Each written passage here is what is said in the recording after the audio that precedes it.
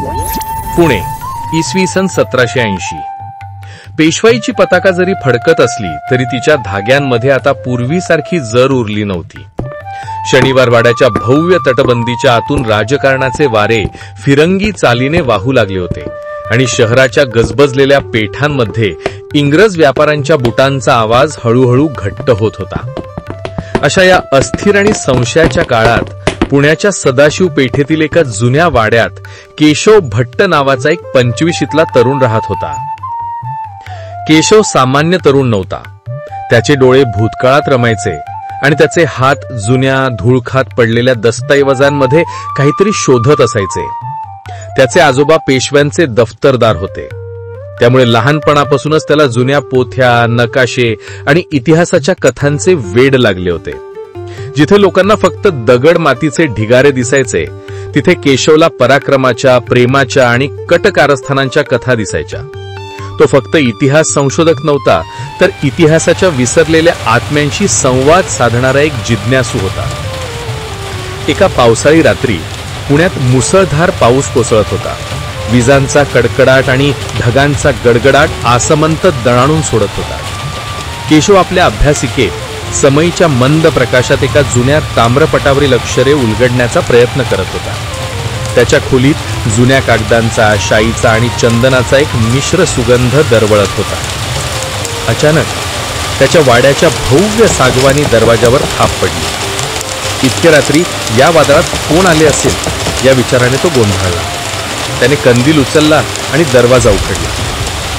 बाहेर एक उंच काळ्या घोंगडीत संपूर्ण अंग झाकलेली आकृती उभी होती. त्या व्यक्तीचा चेहरा दिसत नव्हता, फक्त पावसात भिजलेली घोंगडी आणि त्यातून चमकणारे 2 भेदक डोळे दिसत होते. केशव भट्ट आपणच का? एक खोल घोघरा आवाज आला. हो मीच. आपण कोण? त्याने सावधपणे विचारले.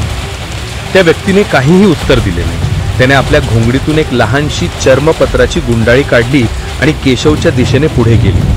त्या गुंडाळीला लाखेची मोहर होती, पण त्यावर कोणतेही राजचिन्ह नव्हते. केशवने ती गुंडाळी हातात घेतली. ती गुंडाळी स्पर्शाला विचित्रपणे थंड होती. त्याने वर मान करून पाहिले तोपर्यंत ती रहस्यमयी आकृती अंधारात नाहीशी झाली होती. जणू काही ती तिथे कधी नव्हतीच. केशवने दरवाजा बंद केला आणि आपल्या अभ्यासिकेत परतला.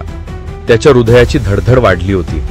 त्याने ती लाखेची मोमोर तोडली आणि आतले चर्मपत्र उलगडले. ते भुर्जपत्रासारखे जाणवणारे, पिवळसर आणि जीर्ण झालेले होते. तेव्हा रक्तचंदनाच्या शाहीसारखे दिसणाऱ्या गडद लाल रंगात मोडी लिपीत काहीतरी लिहिलेले होते. अक्षरे वळणदार असली तरी त्यात एक प्रकारची क्रूरता जाणवत होती. त्यातून कापूर आणि काहीतरी कुजल्यासारखा एक विचित्र वास येत होता. त्याने वाचायला सुरुवात केली. हे ज्ञानाचे उपासका केशव भट्ट, सह्याद्रीच्या कुशीत जिथे काळ थांबला आहे आणि जिथे पडद्याआड सत्य रडत आहे, त्या ताम्हणवाडीच्या घनदाट अरण्यात शिंदे सरदारांचा एक विसरलेला वाडा उभा आहे.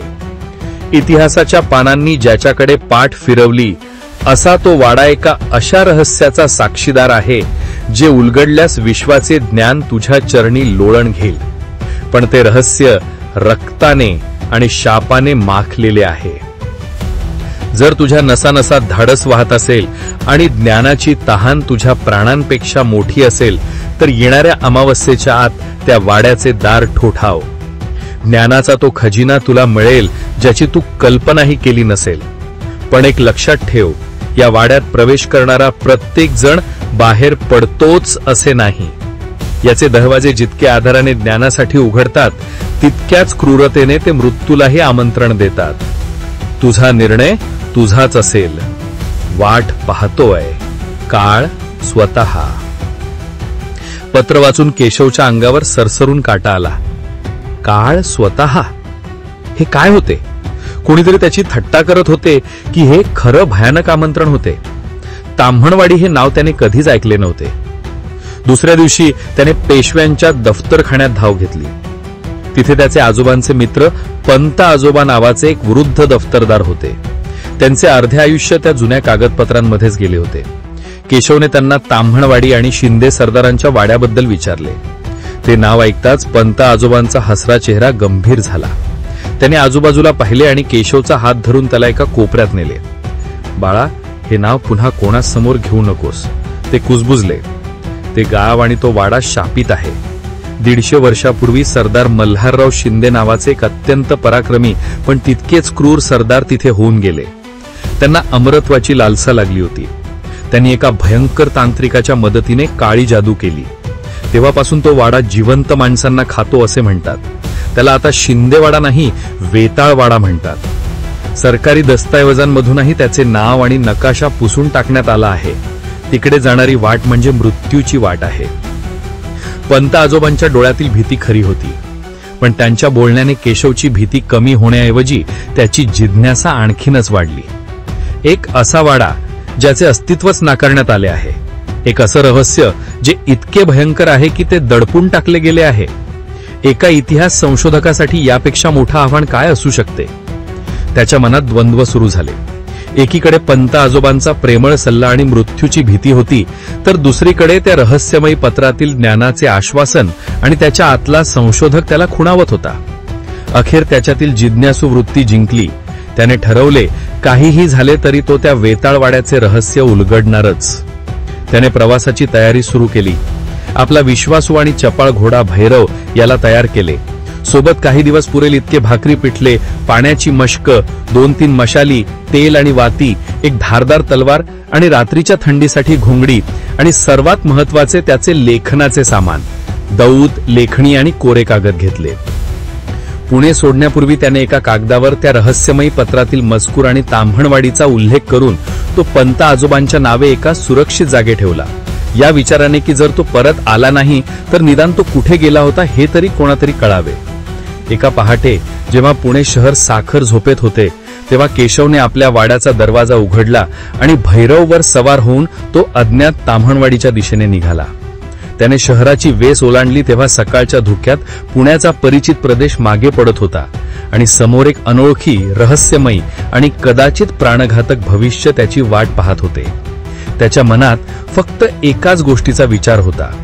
वेताळवाड्यात असे कोणते रहस्य दडले आहे ज्यासाठी स्वतः काळ त्याला आमंत्रण देत होता?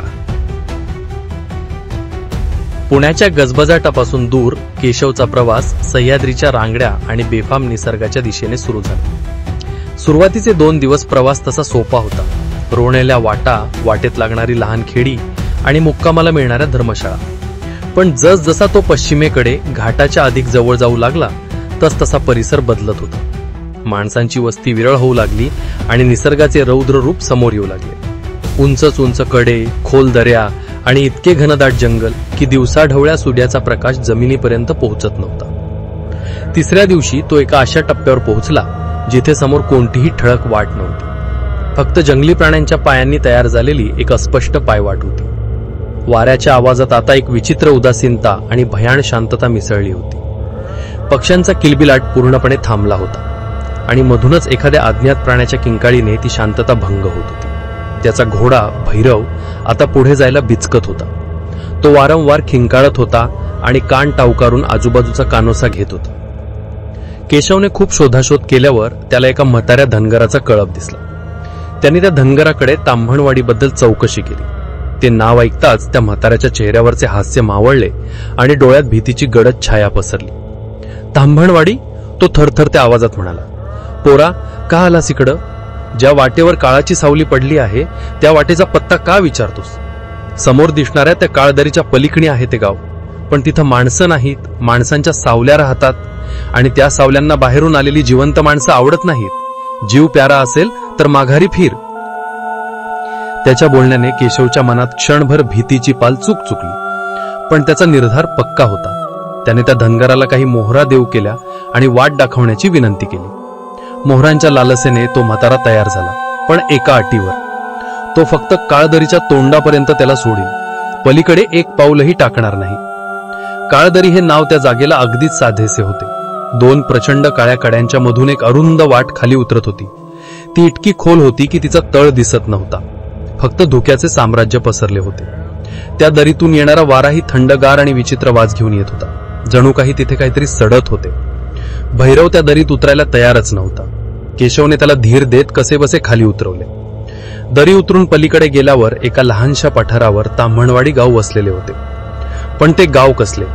जणू काही स्मशानच होते. 50-60 मोडकळीस आलेली दगडा मातीची घरे, घरांच्या कौलांवर शेवाळ साचलेलं, भिंतींना तडे गेलेले आणि सर्वत्र एक उदास भयान शांतता. गावात चिट्टपाखरूही दिसत नव्हते. जणू काही संपूर्ण गाव एका झटक्यात ओसाड पडले होते. केशव सावधपणे गावात शिरला. त्याची चाहूल लागताच काही घरांची जीर्ण झालेली दारे आणि खिडक्या हळूच किलकिल्या झाल्या आणि आतून काही भेद धरलेली डोकी बाहेर डोकावू लागली. गावातले लोक होते. त्यांचे चेहरे पांढरे फटक पडलेले होते, डोळे खोल गेलेले आणि त्यांच्या नजरेतनं आशा होती न जीवन. ते केशवकडे असे पाहत होते जणू काही त्यांनी एखादे भूत पाहिले आहे. केशव एका घरासमोर थांबला आणि त्याने पाणी मागितले. एक वृद्ध स्त्री बाहेर आली. तिच्या सुरकुतलेल्या चेहऱ्यावर इतकी भीती होती की केशव गोंधळला. कोण आहेस तू आणि इथे का आला आहेस? तिने कर्कश पण दबक्या आवाजात विचारले. मी केशव भट्ट, पुण्याहून आलो आहे. शिंदे सरदारांच्या जुन्या वाड्याबद्दल माहिती हवी होती. शिंदेवाडा हे शब्द ऐकताच ती बाई 2 पावलं मागे सरकली. तिने आपले तोंड पदराने झाकले आणि वेताळवाडा, तो वेताळवाडा आहे, इथून जा, अमावस्येला तर इकडे फिरकूही नकोस, तो जागा होतो, असे ते पुटपुटत तिने धाडकनदार लावून घेतले. केशवला कळेना ती नक्की काय प्रकार आहे. त्याने आणखी 2-3 घरांवर थाप मारली पण कोणीच दार उघडले नाही. अखेरीस गावच्या वेशीजवळ असलेल्या देवळाच्या ओट्यावर बसलेला एक वृद्ध पुजारी त्याला दिसला. त्याचे केस आणि दाढी वाढलेली होती. डोळे तेजस्पुंज होते पण चेहऱ्यावर एक प्रकारची हताशा होती. केशव त्याच्याजवळ गेला आणि त्याने पुन्हा आपला प्रश्न विचारला. पुजाऱ्याने शांतपणे केशवकडे पाहिले. तुझ्या डोळ्यात ज्ञानाची तहान दिसते बाळा, पण काही ज्ञान माणसासाठी नसते, ते फक्त विनाशाला आमंत्रण देते. पण मला हे रहस्य जाणून घ्यायचे आहे गुरुजी, मला त्या पत्राने इथवर आणले आहे. केशवने हट्ट धरला. पत्र? पुजाऱ्याच्या भोवळ्या उंचावल्या. काळ स्वतः? त्याच्या तोंडून ते शब्द ऐकून केशव चकित झाला. तुम्हाला कसे माहीत? पुजाऱ्याने एक दीर्घ श्वास घेतला. कारण ते पत्र फक्त त्यांनाच पाठवले जाते ज्यांना तो वाडा स्वतः निवडतो. गेल्या 50 वर्षात तुझ्यासारखे अनेक धाडसी तरुण आले, विद्वान, योद्धे, साधक, पण त्यातला एकही परत गेला नाही. तो वाडा त्यांना गिळून टाकतो. अमावास्येच्या रात्री सरदार मल्हाररावांची अतृप्त आत्मा सर्वात जास्त शक्तिशाली होते. तो आणि त्याचे 99 बळी ते नवीन शिकारीच्या शोधात असतात. पुजाऱ्याच्या बोलण्यातून केशव समोर त्या वाड्याचे भयानक चित्र उभे राहिले. त्याने पुजाऱ्याला आणखी माहिती विचारली. सरदार मल्हारराव शिंदे, पुजारी सांगू लागला. त्यांचे पराक्रमाची कीर्ती अटके पार होती, पण त्यांची महत्वाकांक्षा राक्षसी होती. त्यांना अमर व्हायचे होते. यासाठी त्यांनी एका आघोरी तांत्रिकाला पाचारण केले. त्याने सांगितले की जर 100 लोकांचा स्वेच्छेने किंवा जबरदस्तीने बळी दिला तर वेताळ प्रसन्न होईल आणि त्याला अमरत्वाचे वरदान देईल. मल्हाररावांनी कपटाने, धाकधकटीने आपल्याच रयतेतील सैनिकांतील 99 लोकांना त्या वाड्यात बळी दिले. त्यांचे रक्त यज्ञात अर्पण केले. 100वा बळी म्हणून त्यांनी स्वतःलाच त्या यज्ञकुंडात झोकून दिले. पण विधीत काहीतरी चुकले. अमर होण्याऐवजी त्यांची आत्मा आणि त्या 99 निष्पाप लोकांची आत्मा त्या वाड्यात कायमचे अडकून पडले. त्या सर्व आत्मा मल्हाररावांच्या गुलाम बनल्या. आता तो वाडा जिवंत आहे. तो विचार करतो, तो शिकार करतो आणि त्याची भूक कधीच संपत नाही. हे ऐकून केशवच्या मनात भीतीचे ढग जमा झाले. पण आता माघार घेणे शक्य नव्हते. तो वाडा कुठे आहे? केशवने ठाम आवाजात विचारले. पुजाऱ्याने गावच्या पश्चिमेला घनदाट जंगलात धुक्याने वेढलेल्या एका उंच टेकडीकडे बोट दाखवले. तो बघ, मृत्यूचा डोंगर, त्यावरच उभा आहे तो शापित वाडा. पण एक लक्षात ठेव बाळा, त्या वाड्यात शिरण्याचा मार्ग आहे पण बाहेर पडण्याचा नाही. जर तू आज रात्री तिथे थांबणार असशील तर सूर्य मावळण्यापूर्वी आत जा आणि सूर्य उगवण्यापूर्वी तिथून बाहेर पड, कारण रात्र तिथे सरदारांची असते. केशवने पुजाऱ्याचे आभार मानले. त्याने आपला घोडा देवळाजवळच्या झाडाला बांधला, कारण त्याला माहीत होते की भैरवला तो त्या भयानवाड्यात नेऊ शकणार नाही. त्याने आपली आवश्यक सामग्री घेतली आणि त्या धुक्यात हरवलेल्या टेकडीच्या दिशेने एकटाच चालायला सुरुवात केली. प्रत्येक पावलागणिक जंगल अधिकच घनदाट आणि भयान होत होते. झाडांच्या फांद्या एकमेकांत अशा गुंतल्या होत्या की जणू काही त्या एखाद्या राक्षसाचे हात आहेत आणि ते त्याला पकडण्यासाठी पुढे येत आहेत. वाऱ्याचा आवाज आता कुजबुजीसारखा वाटत होता आणि त्या कुजबुजीत त्याला फक्त एकच शब्द ऐकू येत होता. ये तुझीच वाट पाहत आहोत, ये तुझीच वाट पाहत आहोत.